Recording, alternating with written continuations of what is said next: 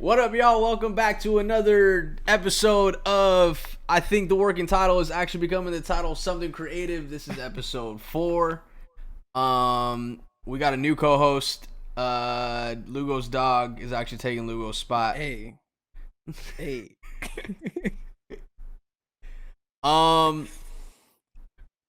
Man, today we're pretty much going to be talking about something that happened recently. And it's not just only going to happen in that one instance. For the sake of in production, something commonly thrown around is the fact that anything could go wrong and expect something to go wrong. And this past week, Lugo and I had a shoot where everything went wrong on the prep night. And we had a shoot. Yeah, I said Didn't I say that? No, you said Lugo. Oh, maybe I slurred Lugo and I, but hey, man. Either way, we had a shoot where everything went wrong that we thought was going to be smooth and the least of our concern. Plan A, B, C, and D. So out the window. Can we talk about the project, or should we just? We'll just. I guess we could talk about it without being specific as to what it is. Yeah. Because I mean, I don't. Obviously, I've been a part of stuff where got to keep it. Yeah. Keep it on the low. So let's go ahead and give us some preface of what this project entailed. Because I think we could talk about like creative and stuff without talking about Okay, cool. Yeah. So. Yeah, for sure. When did you first hit me about the project? December or like November? So I hit you up about the project in November. Actually, I'm not sure. It was probably late. If anything, it was late November or early December, maybe. Yeah. So I was hit up about a project for an artist, and I was like, "Yo, this is my first project where I wanted to like have a full team." And I was like, you know what? Let's plan this out. And let me intermit real quick. By full team, what do you mean specifically in comparison to what you've done before?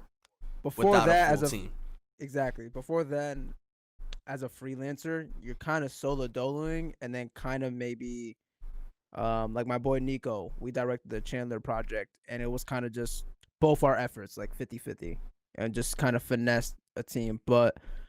This is the first time where I was like, yo, let me get a full team where everyone has assigned roles. Where I would be director. I hit up Josh to be DP. And we hit up some other people to be gaffing, et cetera. Meaning everyone has their assigned roles that they'll be prioritizing on. And for those who don't know, real quick on the terms of DP and gaffing, DP is director of photography, meaning the person dedicated to handle all things camera related in terms of when the shot goes up and everything in between regarding the recording process, but not necessarily the director of the project. Gaffer is, I don't necessarily know where that term originated from, but a gaffer on a set pretty much handles all the lighting tech and mounting stuff, rigging everything, and even that was funny too. But yeah. But so, yeah, just a quick terminology preface because I know there's those questions. Yeah, and just to give examples, like so the rapport on set. So I'll be director. So the director's just focused on the vision, what he sees. I would talk to Josh, which is director of photography, DP, and he would be like, all right, I think the best way to handle that is probably get a 50mm lens. We'll put on this type of camera, blah blah. So the DP's job is pretty much how we execute the vision that I have and that we all thought of. So I hit up Josh about it. I was like, all right, cool. Yeah, I'm down. I was like, all right, cool. Your DP, Josh has a red, sort of to flex that. I got a baby red, which is a Komodo. Let me just add some more preface to that because I don't need people in my pockets. It was a blessing, number one. But yes, I do have a newer red, which is not what the older red pockets were needed for. Okay, cool. Let's just be clear. I just want to be clear on my end. God's been good. God's been good. I'm gonna keep it there, but go ahead. Yeah. You hit me because I had the red. Go ahead. Live your life. All right. So pretty much just to fast forward to what we're getting to is the idea required a very continuous shot, a one take. And for that type of shot, where me and Josh were talking over FaceTime, because COVID. Numerous times. Hours. Mm-hmm. Maybe even a day in total. Yeah. Maybe. Over like the 3 or 4 calls the week of or the week before, the couple weeks before leading into it, I would say each call was at least 1 to 2 hours with one call about 5. Yeah. And not even including the calls after we recorded all the podcasts. Right. So we're talking and we're like, all right, cool. Let's make a gear list. Because for projects like this, you would have to make a list on equipment that we would have to rent, right? And we accounted for it in the budget. And we're like, all right, cool. So let's rent a vest. Put a vest with a big arm thing that connects to a gimbal that is holding the camera and essentially gives us a super smooth, clean Hollywood shot. We are so confident. Right. The vest system basically helps out the payload of the weight to where it's not distributed all in the front. It's supposed to distribute it towards like your hip section to kind of just feel like a weight coming straight down instead of like awkwardly forward. And it definitely helps with like a smoother shot because when you're walking with gimbals, even though they are stabilizers, there's still a natural gravity that pulls it down with each shot. So correct. I'm just trying to fill in gaps of any definitions where I could help out. There would still be a bounce, meaning you could see that someone's carrying something. Mm-hmm. So this would limit everything. And me and Josh never even used a vest. Ever. I never even been in the vicinity of one. But, seemed pretty straightforward. Put on the vest, you plop in the thing, and you just walk. It's a plug and play without the full. It's basically a rendition of what they call a Steadicam, which is a big body suit that connects to a big camera rig that's on a pole system that's like a big stabilizer. So this was like the infant brother of that. We're like, oh yeah, it's not the full setup. We can definitely figure this out. Like that's easy. Confidence on 99. And we're like, oh, you know what? For plan B, we might just throw in a little easy rig or something. I don't know. We had plan A, B, C. We're like, all right, worst case scenario, you just with the vest and it's a little bit heavy. All right. We'll figure it out.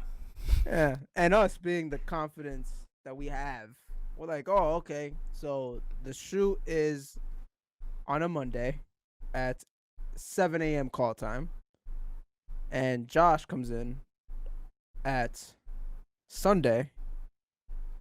I came in Sunday. My flight left LA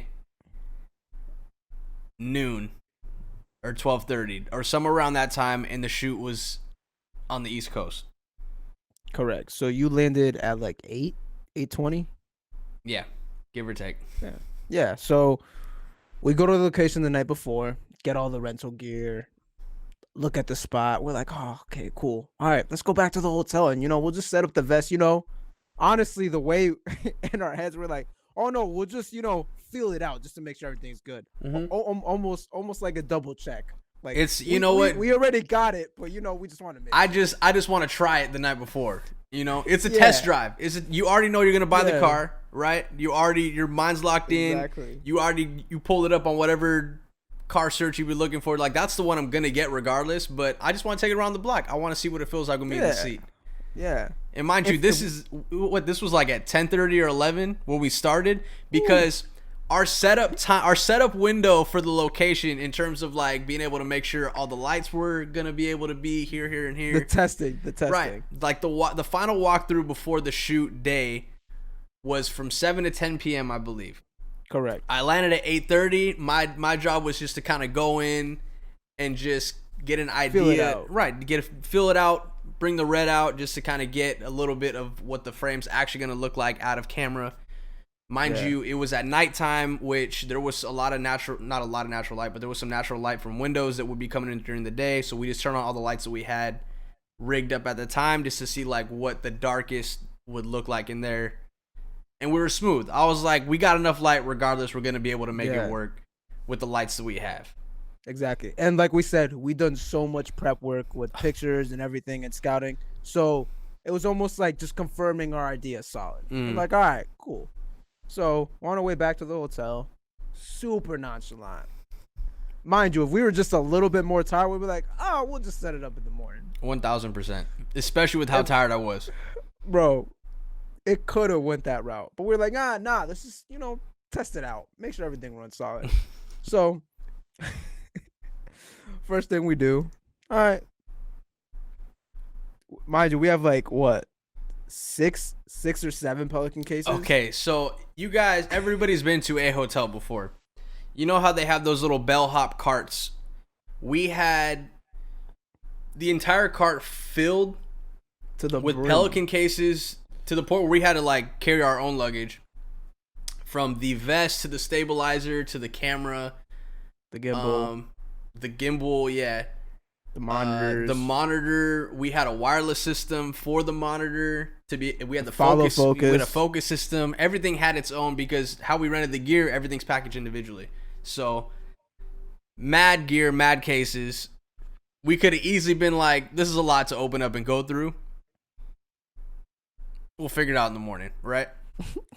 Super glad we didn't do that.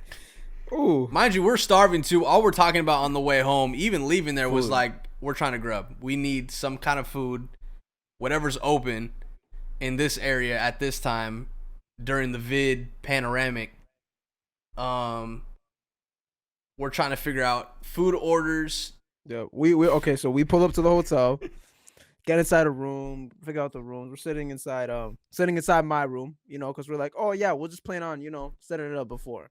Take an hour or two. So we're just all chilling, talking music. We're like, oh, we're just figuring out what we're gonna eat. We're just chilling. Shouts to the telly. They bless us each with the edible arrangements, little fruit basket. Yes, they were room tap. All right, I wasn't trying to brush the blessing off to the side, but it was a nice gesture. It was a nice gesture. We appreciate it for sure. So we're chilling. We figured out the food situation. We ordered it. All right, cool. It's like, yo, hey Josh, think you might want to start setting up? Yeah. I guess, man. I don't know. I'm tired. I've been flying all day, haven't sat down. Yeah. Then we both look at each other like, oh, you know what? It wouldn't hurt. Let's just build everything out. Yeah. Just get a feel, just so we're more comfortable tomorrow morning. Right. So Josh, you want to go through the process of the gimbal? Okay, so the gimbal, specifically the one that we used, is an older version of the Ronin. This one is called the DJI Ronin MX. This one was pretty much created for a lighter weight camera. But specifically, we got this one because of the vest rig that we had. We knew for sure that this vest rig could attach to this gimbal. So, for sure. 1,000%. We saw videos. We're like, this dude can do it. This dude might shoot. He might not. Looks like he might not. So we could probably figure it out. Anyway. Yeah. He was doing all the moves with it. I was like, oh, we're about to be money. We're about to be big lit. Our confidence was here. Man, so I hadn't set up, because the gimbal that I use are, I don't know what they're called, they're the smaller, like the newer versions of these Ronin series are like, you can hold them with one hand. This one was more of the traditional like handlebar with like the two handles.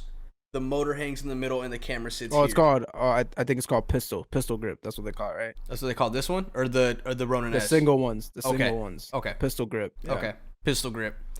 Those are the ones that I've used primarily over the last 3 years touring with Kev and shooting quick run and gun music videos, all that. I got those dialed into a T, but I have used these Ronin M's and MX's this series before. So I was familiar with balancing them. That's not necessarily what I had an issue with. Or a potential concern going into it. That was the last of my worries, was being able to balance it. So I start balancing just the body of the, just this guy. Not just this. the Komodo. Not the this yet. new red Komodo Not 2020. this. Okay, relax. Just this guy, which theoretically, part of Red's whole thing with this camera. Take this off. It's like what, 2 pounds? It's 2.1 pounds. It's 4x4. Red, cut a check. Aaron, hit me. It's 4x4. It's a little cube. So I was like, this is gonna be money.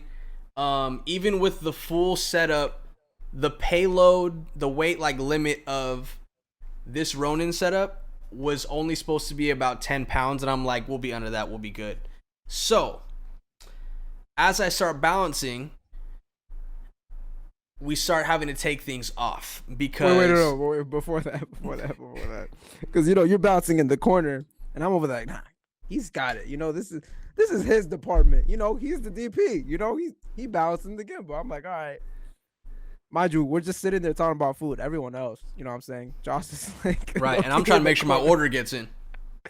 Yeah, so we're all waiting for our food, and that was a whole nother disaster. But yeah, so Josh is bouncing in the corner.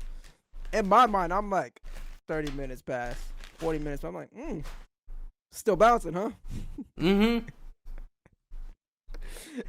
Keeps going by. Time's going by. I'm like, man, it's already 11:30. That's crazy. Did we just get here? And then the you food see me here going, and then you see me going back and forth, like, hey man, everything good? You're like, yeah, just getting it. Man, so.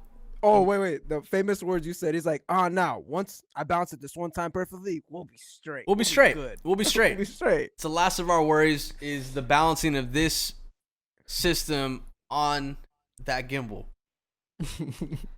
I was like, it'll be fine once I balance it. We'll be good. We can literally take it as is. I don't have to rebalance it in the morning if I don't need to. Yeah.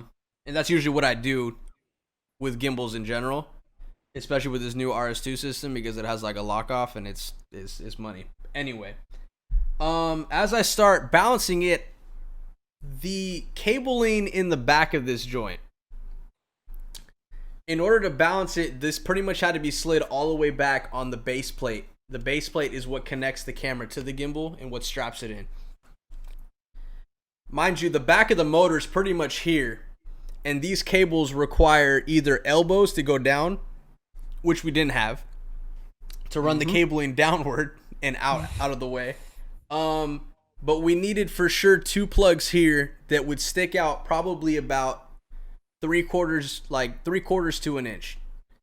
And that wasn't going to be able to happen with how we were going to balance it. So that was the first concern. And at this point, we're just like, you know what? Let's just get it close. So we got it close.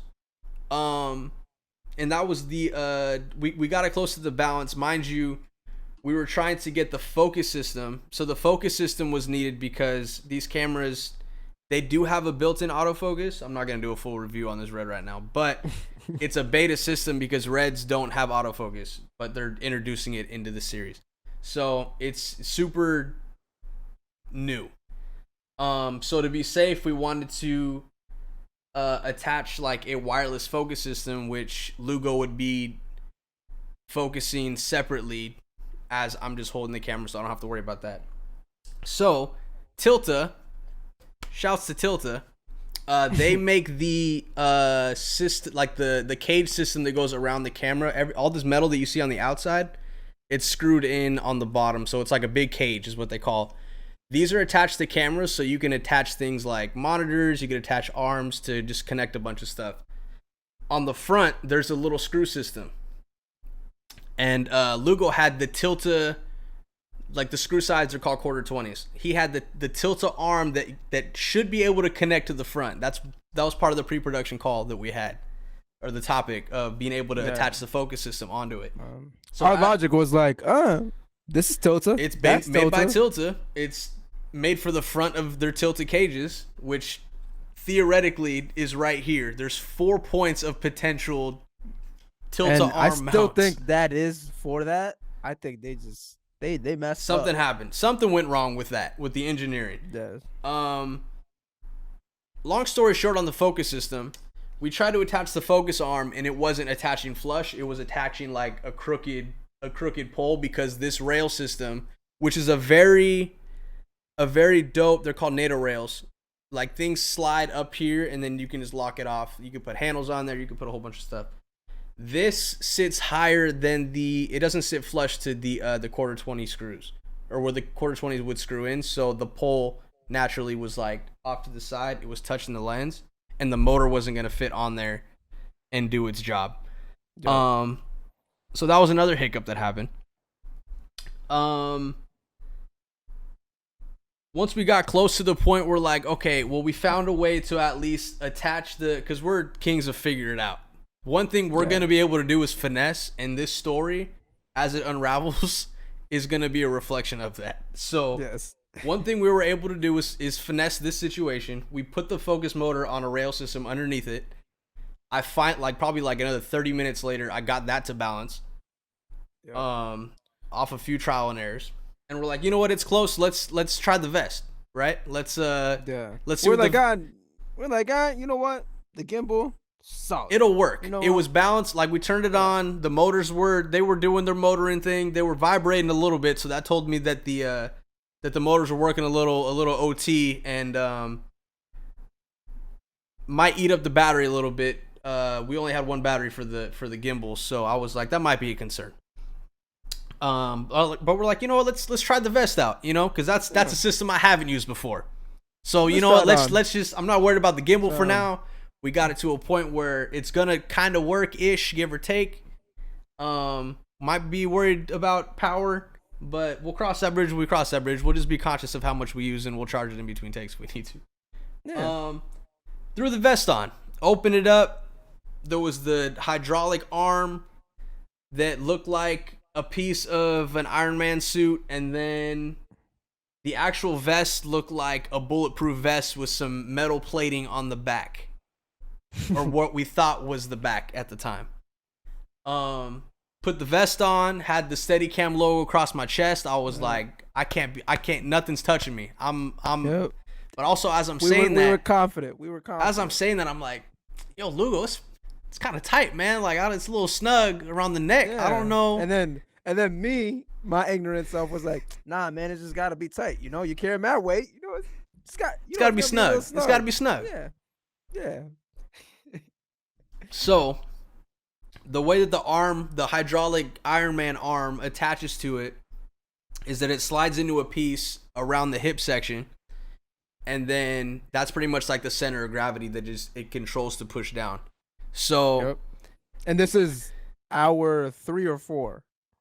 Yeah, this is definitely crossing over midnight, because I don't know had we gotten the first order yet?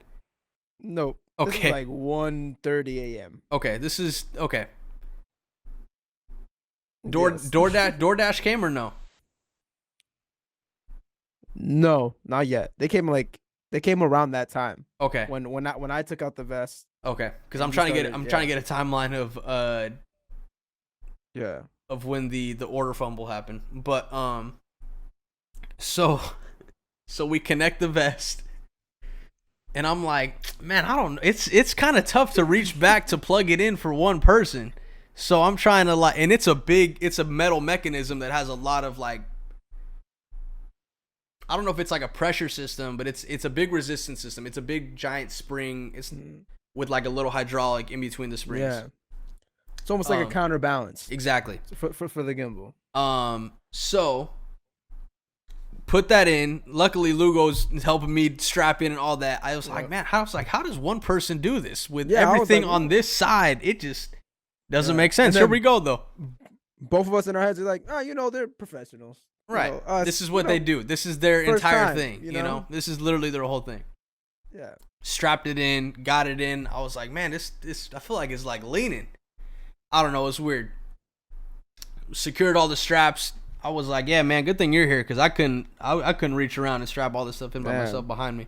Yeah. Good thing I'm here, right? Right. Mind you, everything's tightening up because he's making sure I'm secure, holding me down. And I'm like, yo, man, it's like riding up my neck. I mean, I'm with it. But that's the thing is I never had a frame of reference of being able to be like, Zero. this feels we didn't right. We didn't bother looking up anything. We're like, nah. We saw one video. Well, the thing is, we tried looking stuff up, but there's not a lot of content on nothing walkthroughs of this setup. Everybody that posted a video of this setup was like, hey, look at my setup. I did it. Look. All right, bye. Right. Subscribe. Right. Like, share, subscribe, please. So we're like, all right, let's hop in. Let's do it. No videos, no manuals, nothing. It was absolutely helpless. Absolutely. Yeah. It almost makes us feel more stupid. Like, is this just one of like a trade of passage when you get into the filmmaking industry that we just skip? Right. And I don't know if you're like this, but I love problem solving. When it comes to like troubleshooting, I don't love the process, but I love being able to figure something out. Yeah. I don't know if that's just how I'm wired or whatever, but so it's for fun. me, yeah, it's fun. So for me, I'm like, okay, we're gonna figure this out somehow. So we got it strapped up to the best we can. We go to mount the gimbal onto the vest, onto the arm, and then I'm like, at first it was like, it like pushed a lot of the weight. I'm trying to remember which direction it pushed the weight. It wasn't center. That's the point. That's when this is when we're locking it in the back, right? Right. This is when we were locking it in here, and then the thing was swinging around like a tail. The arm was just because the arm slides in a slot. Like if here's the slot, here's where the arm slides in. It goes here. And we're taking the gimbal on and off, and then the three arms, and then the three arms, as if my hand is where the gimbal plugged in. That's where it's supposed to sit and kind of bend into place. Imagine Dr. Octavius with one arm. Exactly. That was Josh. The back arm, though. In this case, back arm. The bottom right arm. This is when I was just like, I don't know if something's right because this. We both were at a point where like, there's a learning curve, right? And we're like, we are still a little confident, like, oh, okay, for sure. We just gotta research a little bit. It was gonna work. It was gonna work. We're gonna make it work. So, go to connect it, and then as I connect it and take it off of the rack, it being the gimbal with the camera on there, gimbal's on.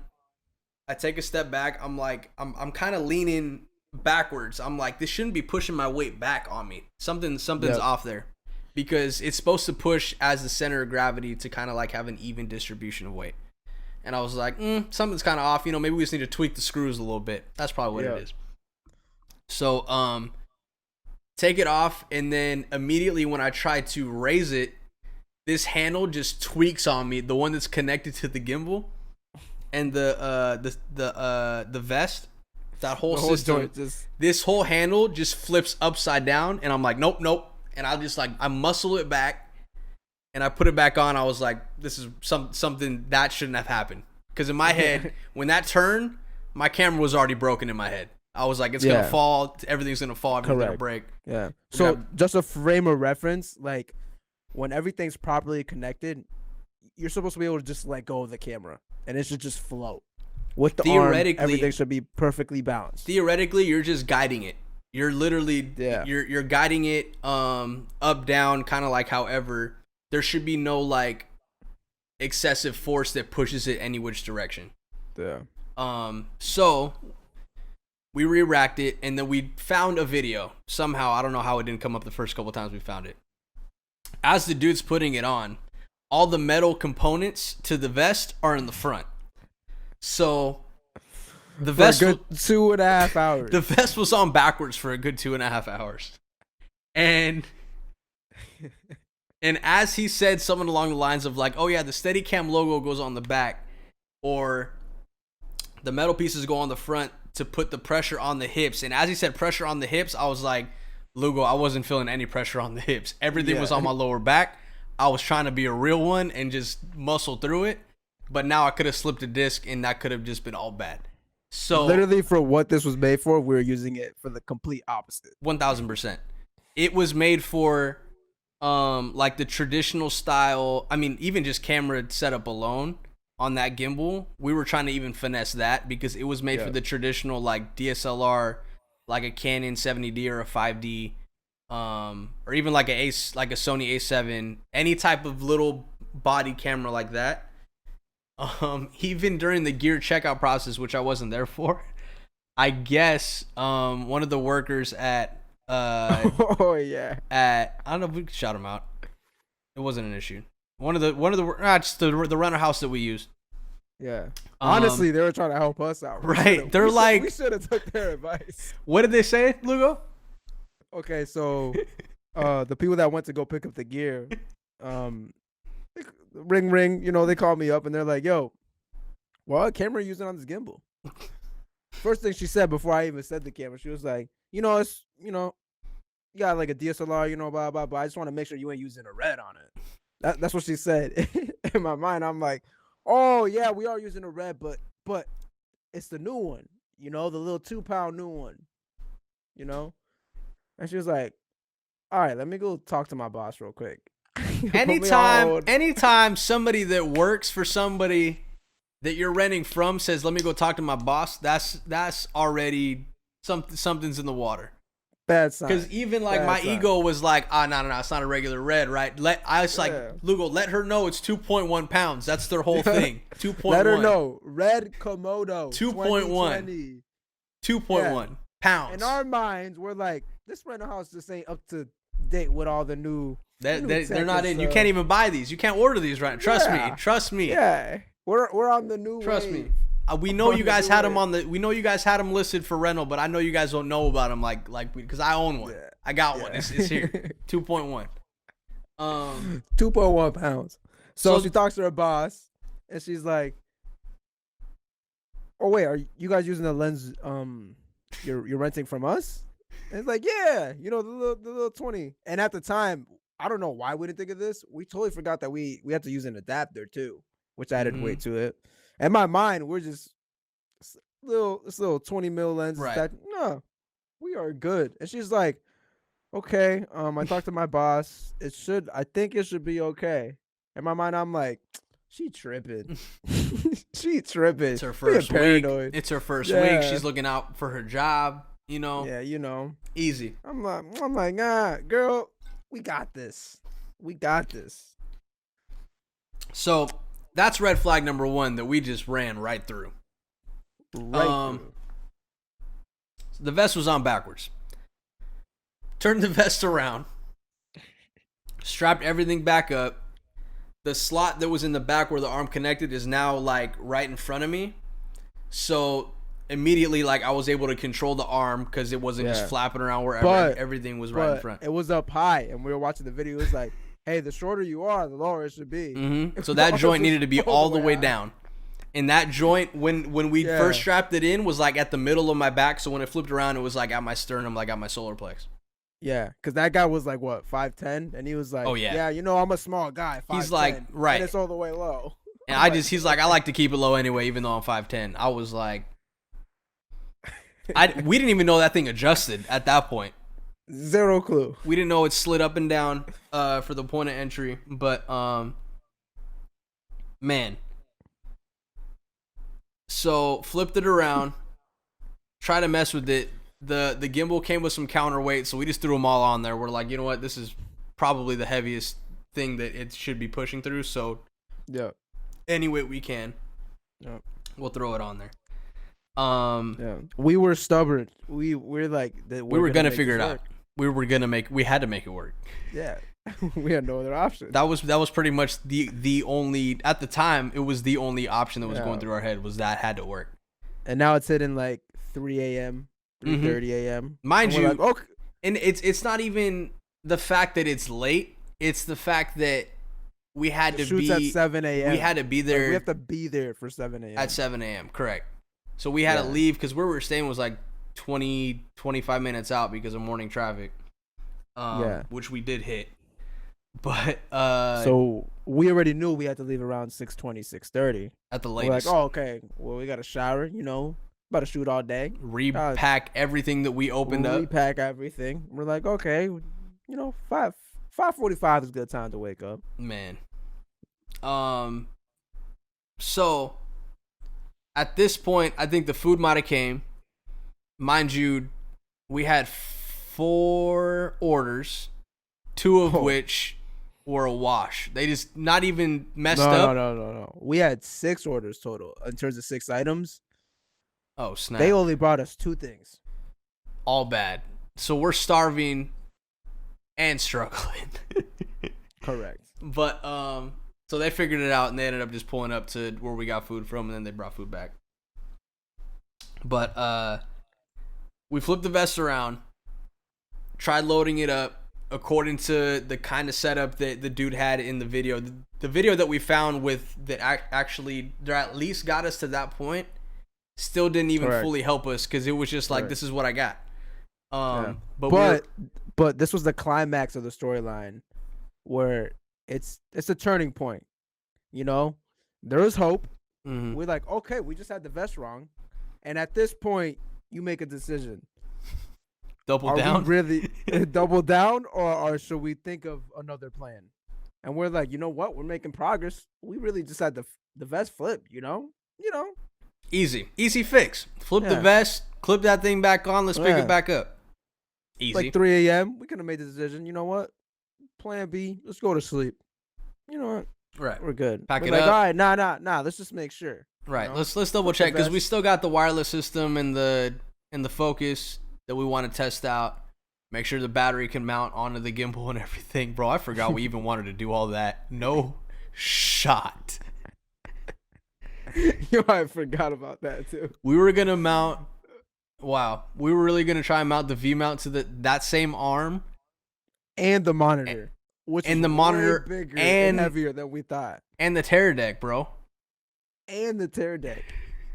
Oh my god, bro, our confidence. Our confidence was out of here. You know what though? I'm not mad at our confidence though. Not mad at all. But okay, so. Put the vest on, like you said. This is that turning point. All right, this is that breath of fresh air. All right, now we're making way. We at least know which way the vest goes. We can figure the rest out, right? Mind you, the vest was a 50-50 shot, and we still got it wrong the first time. But mount it back up. We start messing with like the tuning of the arms just to kind of see how it feels. But the problem was when doing that, I still didn't have a frame of reference of what it should feel like. And that's when I started getting like concerned because I kind of got it to an okay point and then I let one hand go to see if I could just guide it. And then the handle flipped again and the gimbal almost came down. I was like, nope. Almost like when you're a kid and you fall asleep in the back seat and you're just like, you know what I'm saying? Exactly. It's literally just that. Exactly. When your arm just goes off from the little ledge on the door, mm-hmm. and you just jump. When you nod off, when you just lose strength on something, just real quick. Oh, that's what it kept feeling like, but with $10,000 about to fall, and I was just like, Jesus, help me. I'm just standing there like, yo, bro. I'm just standing there because mind you, Josh is the one wearing the vest with the gimbal, and I'm just standing there like. Nah, we got there's this. there's not much that Lugo could do in this situation there's anyway. Else I could do. I felt like you were like bench pressing, and I'm just spotting. I'm like, all right, bro. And even with it here, I had felt the weight be distributed kind of evenly, but my lower back was already tightening up, and I was already thinking, I'm like, yo, this finna be a long day. If I had to wear that the entire shoot at least. But at this point, also, we only needed this setup. We kept telling each other, was like, bro, we only need it for the one shot. Like, we just got to get through that and we'll be Gucci. Yeah. We'll be straight. Everything else is handheld. And even then, our plan B was like, oh, worst case scenario, we just won't use it with the vest. You'll just carry the gimbal itself. Yeah. You'll just carry it. Worst case. But then after seeing how heavy it was, we're like, right. Okay, we definitely need to use it without everything mounted to it. So, we start getting to, I forgot what was the turning point of like, oh, I remember when we exhausted every single resource. We just kept looking for things like, oh, in the vest, you know, there's little adjusting plates. We're like, oh, no, you just need to adjust that. No, we got it. We'll add the counterweight. Add the counterweight. Take the doing counterweight off. Taking slide things that up. off. No, slide it back down. Where was it at? Where was the handle. frame of reference of slide it up to slide in? Okay. At this point, we're just trial and error. Everything. Nothing's clicking. Nothing's working. And then it just got to a point where when you put it on, without letting it go, it would just lock up. Like it would just shoot up. It was like, not tight. No way. It was not tight. It was not an ideal situation to be walking in a professional setting with, to at least be able to be like, trust me, there's a lot of times where I've walked into shoots and been like, this could work. Yeah. It's going to work because it could work. This was kind of like, this might work. Yeah. But Our confidence went from, at this point, it was like at 35%. Yeah. And it was like 4:30 a.m. And I think that's when we were like, we need to think. We needed like, and that's one of the, like, what you're about to say, in the sense of like, when it comes to the pre-night setup or the night before setup or that pre-production of like a camera build or whatever, you want to at least have everything ready to go, so you know you can literally just take this and go press record. So this isn't any bit of the worries, because there's 1,000 other things that could be happening, that are going to be happening when you do get to the shoot time. In that realm of that bar was not even relatively close to being met in terms of the camera build, because at this point we hadn't even been able to test the focus system. We hadn't even been able to test the wireless adapter, or the wireless monitor system. Those of which are easier to figure out, but the vest in the gimbal setup were the only things of potential, let's try it out for safety, to be sure. Yeah. Which makes sense now why, like, because in my mind I'm like, people just are steady cam operators. People get hired to do this. Just that. That is their career. Went in and just, as a hobbyist. We'll do it. do it. We came in as a hobbyist. Like, honestly, I'm like, yo, I respect this art. It's literally like Steph Curry going off the bench. It's like, no, I'll just play number 5 this round, you know? No shot. Yeah. You know, Gasol, sit down. Right. You know what I'm saying? It's literally like that. That's our confidence was like, yeah, because, you know, we play basketball, we shoot, we film a little here and there, you know. Oh, your job is blocking and, you know, blocking people and, you know, being center and making sure everything's good in the lane. It's like, I play ball. No, you're just taller. Yeah, it's completely different operation. It was literally apples to oranges of capability in terms of like being able to, like, looking back, this is something that you need to practice.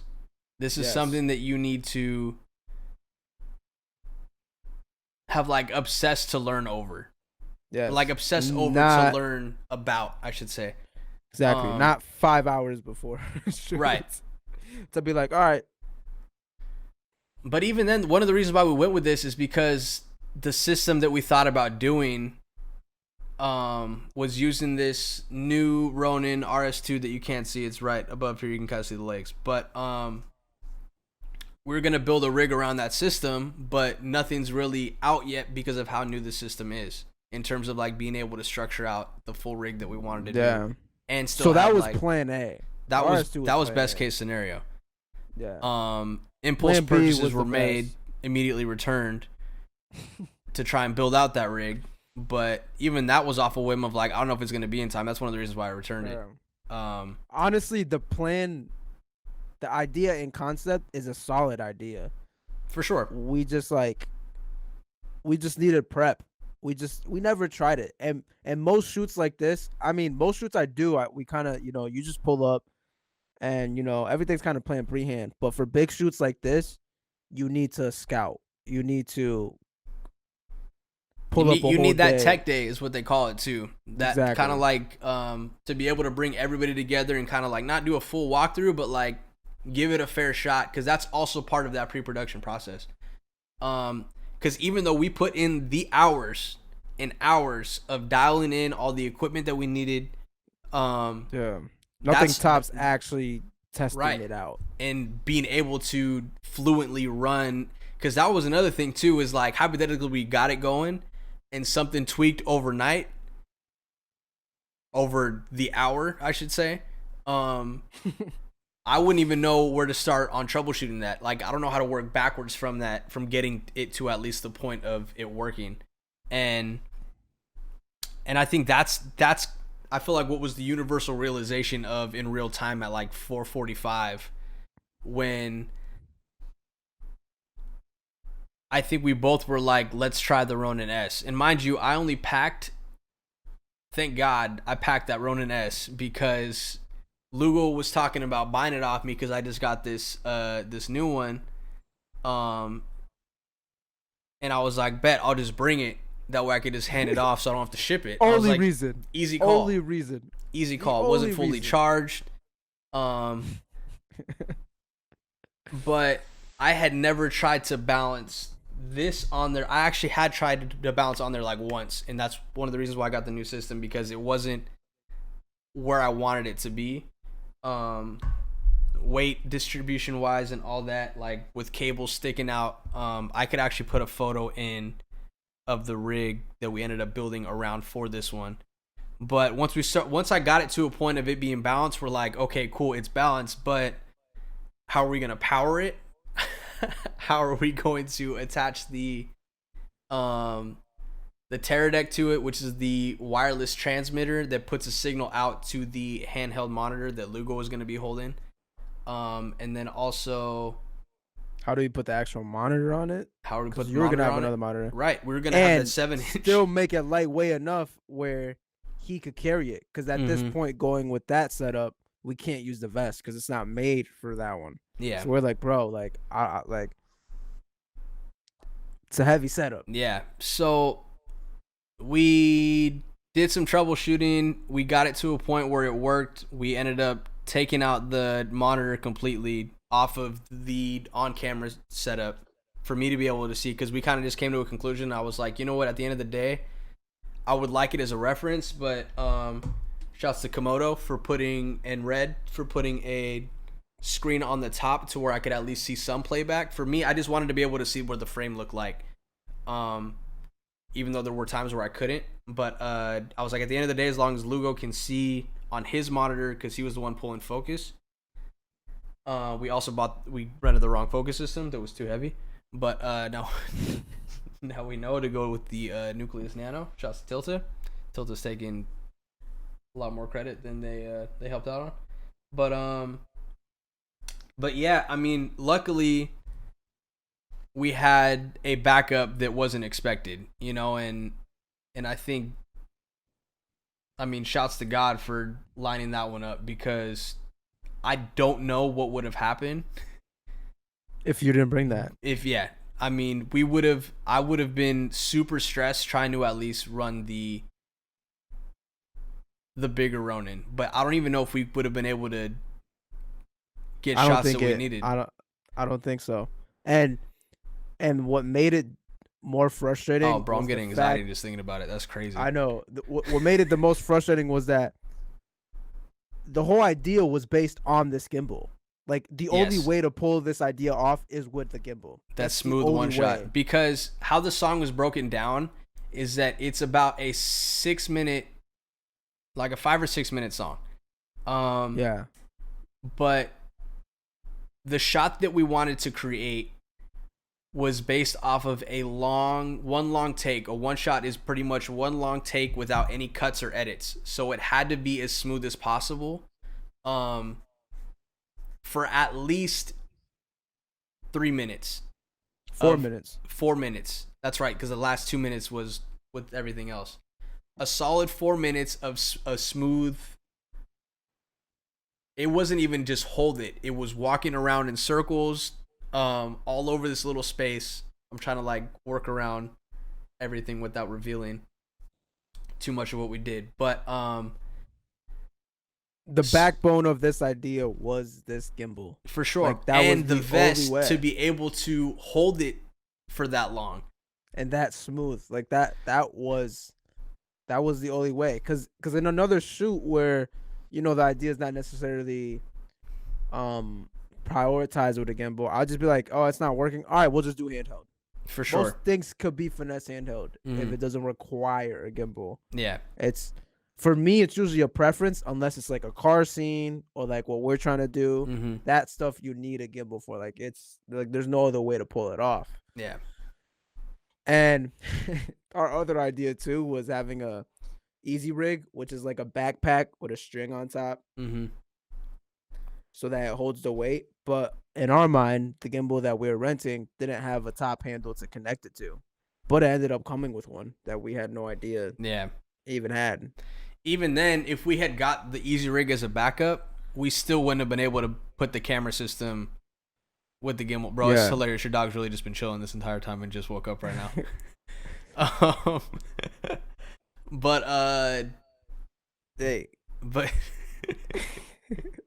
But yeah, man, like we legit would not have been able to finesse. And that's the thing is like, it's not just, okay, let's just go handheld for the whole thing, because walking shots handheld would have been just the music, the tempo of the song. It had to be a smooth, continuous song. Like it was literally like we're doing this idea because we know we could have a gimbal shot. Like if we just had no gimbal at all, the whole video would have been shot. Oh yeah, it would have been shot. Like we would have had to switch up the whole idea. And with the call time being at 7, and us figuring everything out like 3 hours before, it's not even that we pushed it into like the last or like into the 11th or 12th hour, whatever the saying goes. Yeah, because honestly, if we had even a day in advance, if we had that tech day, we would have still had the same problems. Because it was still a solid idea. It was like the perfect idea. And the setup theoretically is still sound. The equipment that we got was still sound. It's just not having tried it with the current build before, and like the rig that we were trying. And that's the thing is, I feel like we try to force too much out of that gimbal. To where it was like, it's not even the fact that it wasn't built for that, but without having all the cables, figured out cables, elbow adapters, all these, knowing how to use the vest properly, right? Having it balanced, having somebody that has used a vest like that before, something, like, end of the day, all the troubleshoots and all the moments that we took L's on, they're truly lessons, and these are things that we would never have been able to figure out or even like run into without struggling and trying it in the moment, and it's interesting because I feel like this last episode we were talking about fears and stuff. Yeah. Unbeknownst to us, had no idea what we were about to walk into in terms of like really just but which it's interesting too though, because like we literally were like, this is a new setup, let's figure it out. Like we really just leaped into that, which is also fire, but it's also terrifying thinking back, because I remember there was a moment during that like 4:30 hour where we were like, we both looked at each other like, yo, what's this Ronin S talking about? Yeah. And even then, the Ronin S wasn't perfect. Like I said, I'll throw a frame of reference in terms of what the build looked like. It was heavy, but we made it work. And for the most part, like it definitely had a couple moments where, I mean, you could tell it was like not a perfect steady shot, but for what we were able to do and what we were able to finesse, like, shouts to God and the prayer before the shoot to have strung all that together, bro. 6 hours straight, just troubleshoot, trying to make something work that was never gonna work. And that's the thing is, like, there's been plenty of times where I've been on shoots and I'm like, not me personally, but like batteries weren't there, or like an SD card wasn't there. Same, or like this is the wrong lens, we don't have the right lens, or like, and you kind of just make it work, right? Or it's like, oh, I forgot the screw for this. Okay, we'll just gaff tape. Right. something like that. Something always goes wrong on productions, and it honestly it alleviates a lot of the stress, a lot of the anxiety, a lot of the worry. After, I mean, really just being able to hear it and know that from experience that it's universal, that you want to go into a shoot with the mindset of being able to allow something to happen that wasn't planned for. Obviously, you want to do your best to put the work in and prep and dial in to put yourself as well as the team in the best position. Yeah. To be prepped for like everything, but at the end of the day, you can do all that. You could do hours and hours and hours of prep. Have everybody on the same page, communication dialed in, everybody's good, no egos, everybody's coming in with like a good heart and good spirit, and something could still go wrong. One thing could still go wrong. Always. It's just what that thing is at the end of the day, because you literally never know. And this is the rhyme and reason, case in point. And it's all about, I believe, everything in life is just about how you react. 1000%. Something goes wrong. Me and Josh could have been tight. We could have been like, yo, blah, blah. We could have forced it. And it honestly would have came out bad. It would have been tough. Yeah, we reacted and we're like, you know what? We'll suck it up. I know this was our planning idea. We rented out all this stuff, but let's go with the S. It's the safest move. And we're like, all right, cool. Let's rig it up. With no, took like 15 seconds to be like, all right, let's do it. And that's part of, I mean, adding to what you're saying, is being open to pivot, and like a lot of time, I mean, I used to be like this too. My stubbornness would be tripped by the ego of like, no, this is how it has to be. This is how it this has to work. And then you can just be stuck running in place for hours and hours. Mind you, we didn't really get any sleep. I think I took like a 30-minute nap before the actual shoot. Lugo didn't sleep at all just because he's, I don't know what he is, but but we could easily been forcing that. If we would have spent 30 more minutes trying to force that system to work, I don't know what would have happened. Yeah. And I didn't even think about that timeline. Moment. Yeah, I was going to say I didn't even think about that timeline until right now, in terms of like being able to move on from that and have to pivot. Like I said, being able to be open to pivot and to allow, and I think that partly goes with the experience of like something's gonna go wrong, and it's being humble enough to admit like this ain't it. We got to figure something else out. Yeah, and it could have been easy. It could have even been justified to still go with the product, because mind you, $800-900 we're still going into renting this gear that we're not gonna use at this point. Oh, I didn't want to think about that. I literally did not even. Wow, I knew it was a couple hundred, but like 8 to 9 because of that, specifically the Steadicam. The gimbal itself was like 400 for the Ronin. Yeah, something like that. Oh snap! Yeah, throw that out. 300 to 400 for rental, and then the Steadicam itself was like another 300-400. Yeah, and then insurance, insurance, taxes. Mm-hmm. So it's like all that money too. We could have been easily like, no, all this money was already put in. And, like if we did not pivot at that moment, we would have not had a solution. We just had enough time perfectly to wrap everything up, to pack everything up, to shower, to be ready for the shoot. Just pivoting at that moment. With a completely different setup that we thought about 3 hours before that. Completely different. And even then, that came with its own issues, but we were able to make it work. Yeah. Things were moving around because the base plate. Oh, man. But we made it work. And I think that's part of it, too, is like, God willing, you cross paths with other creatives that have the same kind of, like, MO, like, method of operation of, like, going into stuff and just being able and being open to,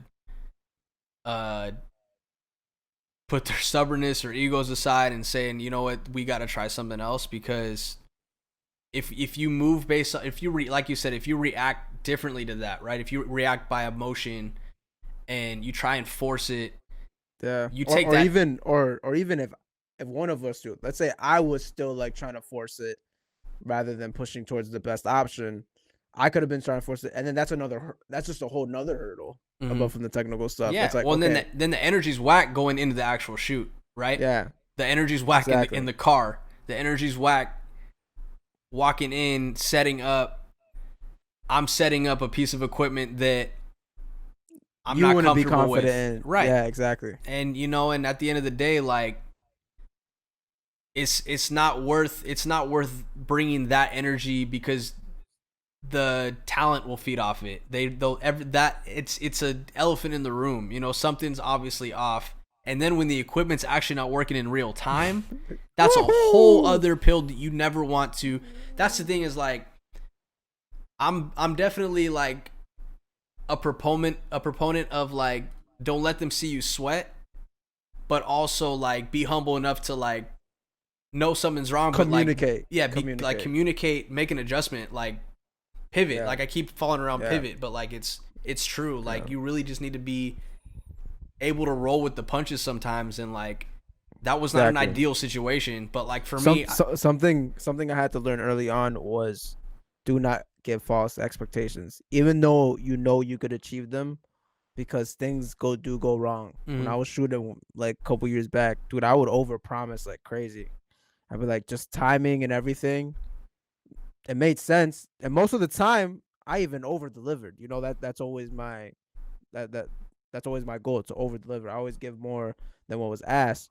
But when you give expectations, especially on set, like this is, and then equipment goes wrong, it makes you look even worse. It's just like you give the bare minimum of expectations and you're like, okay, we're planning on using this. Nothing is ever 100%. We're planning on using this. We're planning on doing this lighting setup. Things might change. Things might pivot. Okay, cool. I could easily just said, bro, everything's straight. This is exactly what we're using. Blah, blah, we're going to do this. This is exactly how it's going to be. Could have been like, nope, we're only going with this lighting. Have no backups. Have no extra stands for another lighting setup. And we were still short. Like, we still had to use a tripod to mount a light. Yeah. Do not be ignorant of the fact that, like we've been saying this whole time, things go wrong. So, maybe bring the extra Ronin. You don't know. Something could go wrong. You know what I'm saying? Maybe bring some couple SD cards. One could get corrupt. It's being prepared for that moment. It's not necessarily that you're expecting it to happen, but it's just being prepared for it. Yeah. Always have some kind of fail safe. Always have some kind of option that you could pivot towards. For us, we could have easily, I mean, if this shoot wasn't so heavy on that long one steady shot, the pivot for us is handheld. Like we had that, like, but right, this was literally something to where we needed a stabilizer of some sort to work. Otherwise, the entire concept just doesn't happen. Which is wild to think that, like, thinking about it now, like after breaking it down. That's what I'm saying, bro. I got the jitters all over again, and even going into it, like setting up like the actual morning of or that day of, there was still things that I was thinking about. Like the road, since we were figuring everything out a couple hours before, I was just like, yo, this Ronin going into the shoot, like that Ronin fully charged, it takes a minute for that first bar to come down out of 4.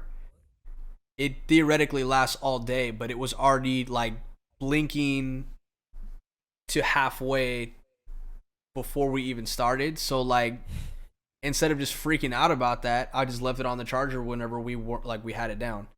Yep. And like it's, if you let all that stress and worry bottle up, something else is gonna go wrong because you're not thinking clearly. It's like sometimes you really just gotta take a deep breath and be like, okay, what is something that I can actually control to try and alleviate the stress on this? Because for me, I wasn't thinking about that Ronin lasting the whole day. In my head, I'm like, however many takes that it is gonna require to get this one shot to a comfortable place where we want. That's how long it needs to last. What's the best thing that I could do to do that? Even the car ride there, after we packed everything, my mindset's like, everything's packed. This is the plan we're going with. All right, cool. We'll get inside the car. Boom. My mind's blank. Yeah. My mind is blank. It's just like, this is what it is. All right, cool. Because even thinking back, now that I'm saying the power situation out loud, I wonder if we could have tried, not that we needed to, if the battery ran down, if one of those V mounts had a USB, because then we could have just ran it the USB to USB-C because the USB-C is how it charges. But Or with that extension cord. well, Back no, pocket. because if that V mount was there, I had the USB to USB-C. That's how I was charging Oh, it word. on your block. So that's what I was thinking in terms of like, man, maybe I could have just done that. But Yeah. Or anyway. even if we didn't have the V mount, it would have been just plugged in.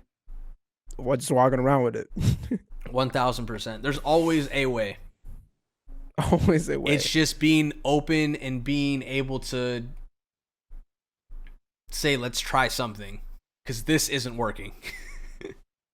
This was, and now what's dope is, we're gonna shoot another thing, in about a month, and now we take everything that we learned from this shoot. It's like, all right, cool. Now we know that vesting is not it. I'm getting the vest. We didn't do it. We're gonna do. I'm just kidding. No shot. I was lucky now. No, but now we know if we are to do the best, we need to figure out how it works. We need to figure it out. I would say, X Bump me. the vest. I'm sending this in the mail if you want to use it. Hire a Steadicam op, because I would much rather a Steadicam op dial in for that job and that role, because those systems give beautiful motion shots that you can't recreate with the gimbal. And you're not supposed to, because it's literally these operators' careers, like, for a reason.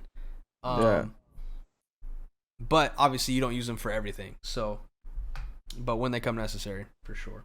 Yeah, man. Now we know, like, all the mistakes that we made on this shoot. Like we said, we react. We could sit here and just be like, oh man, we messed up. It's like, all right, cool.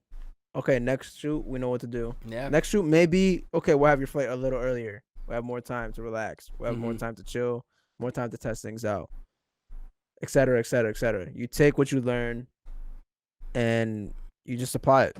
Simple as that. And I think sometimes it's tough to be like, what did I learn in the moment? Like, when something's happening, you really have to set some time aside to self-assess yourself. How did this go? What could I have done better? And that takes some humility. That's sometimes a humbling moment as a creative, to be like, you know what? I did slip up here, but now I know I could ask for help here, or this is a better way to approach it next time, for sure. Exactly. XYZ. Or even have like, let's say for a shoot I forget a cord. You know what I'm saying? I don't know, an iPhone charger. I don't know why I would need an iPhone charger for a shoot. But let's say for some reason I need an iPhone charger, I forgot it for this shoot. Next thing I immediately do is I buy an extra iPhone charger, I can leave it in the car.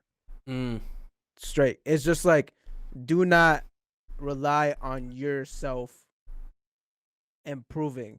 This is a weakness of mine. I'm gonna invest into having it not be a weakness, rather than just saying, okay, next time I just can't forget. Yeah. You know what I'm saying? It's just like, okay, this time I had an SD card fail on me. I went and bought 5 SD cards. I was like, an SD card will never fail on me again. And if one other one does, I still have another 4. Exactly. Yeah. Just like you it's not good enough to just, okay, this is what I did wrong. It's, what are you going to react to? Like, what are you going to do? You could easily just say, next time I won't forget it. I'll write a note down. Or like me, I like being super, super prepped especially after a mistake. It's like, I'm going to buy 5 SD cards. This time I forgot a tripod. I'm going to buy a tripod for the studio and one leaving the car. I don't know. It's pretty extreme, but it's just like, if you know something, if you did it once, you're bound to do it again. Yeah. We're all human. So it's just like, yeah, I like being safe, especially on something I messed up on. Because it's like, I'd rather just be safe than sorry. And that way it leaves room to make other mistakes rather than keep repeating the same mistake. I think one of my just like life mottos is learning from other people's mistakes, not so that you don't make mistakes, but so that you can make different mistakes. Especially like, just in my family. An example, I don't know, my family struggled with alcoholism, right? Heavy. And it could be easily like, maybe, I don't know, you get into alcohol, whatever, and I could just become addicted. It could just be a struggle. I overcome it. Awesome. But I think my mentality is I just stay away from it. I have it in the back of my mind. I'm aware of that. It's Yeah. just in my blood. So I'm just like, eh, I'll just stray away from it. And it's just the mentality of this quote unquote mistake that is inherently meant to happen. I'm not gonna let it happen so that I can make different mistakes. So then my kids could learn from those mistakes I did, and then they could learn different mistakes, and then we all just grow together rather than us overcoming, which is dope. We all overcome but overcoming the same mistake that could have it's been breaking that avoided. cycle. Exactly, and it's just. But even though you break a cycle, that doesn't mean that you're not gonna make mistakes outside of that cycle.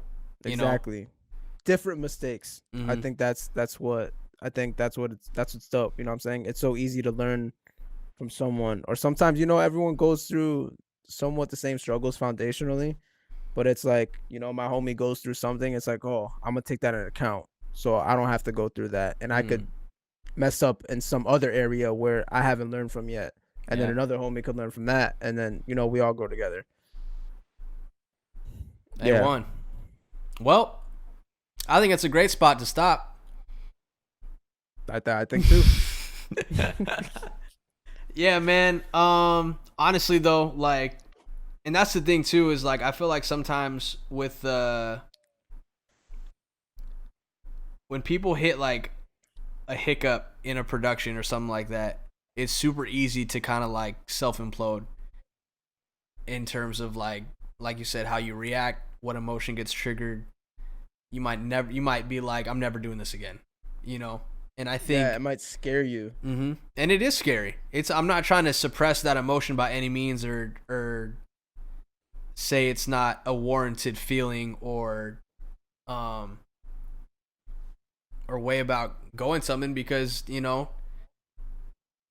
this might not be for everybody, and I think these are the moments that kind of like you can build off of. If you are still trying to pursue like, I don't want to let that happen to me next time, I'm gonna make sure I don't let this happen at least. Exactly. But something is always gonna go wrong, and whatever that scale may be, however many pieces of, or how, like, whatever that domino effect might even look like in terms of what ours did compared to me not bringing a camera battery, or even not at our level, you know what I'm saying? Mm-hmm. With Christopher Nolan, you know what I'm saying? When he's on big movie sets, those mistakes are gonna be bigger. Mm-hmm. They're just gonna keep getting way bigger, and more problematic. Yes, they're gonna cost a lot more. But yeah, I think walking in with the understanding and not letting your guard down, still being on your A game and doing your best to alleviate anything that goes wrong, or that could potentially go wrong, but still being okay with the fact that, like, you know what, if something does go wrong, I'm gonna roll with it, and we're gonna make sure that everybody's good, and we're gonna figure it out. Yeah. And I feel like just to end it on a positive note, I feel like one thing that was really good that we did was the confidence, but it was the balance with confidence with all the ideas. You know what I'm saying? Like, we weren't stuck. Like, we were confident with plan A. We're fully confident. Plan A didn't work. All right, we're going to be confident with plan B. You know what I'm saying? We're not. I think that's something that we balance extremely well, because we're fully confident for the first idea. 1,000%. I would even say, and the shot. Yes. Ignorantly confident. Ignorantly confident. But the second we realize, okay, we have to pivot, then all our confidence didn't leave. It just pivoted towards plan B. All right, we'll be fully confident in this. Mm-hmm. And there's no doubt, because like you said, the mood and everything on set that could bleed into the talent and everything. We could have just been doing plan B, super like, oh man, I wish we did plan A. Yeah. But we weren't. We were just like, all right, this was the idea. This was plan B was meant to be. And we were just confident in that. For sure. Shouts to the Ronin ass. Shouts to it, bro. That thing's a tank. That thing has seen the world and some. I'm grateful, man. Well, that's been another installment of Something Creative. Let us know if you guys have had any issues creative-wise in general. They don't need to be necessarily on set or production-based. In the comments below. We'll be up in there. Let us know what other experiences you guys might have or might want us to share perspective based on and whatnot. Lugo, let them know where to find you. Where's Lugo everywhere? That's ironic. I don't know why I framed it like that, but I just thought about it. Anyway. All right, guys. Until next time, whenever we shoot another one of these, which is looking like every week. But in case we don't, we'll see you soon.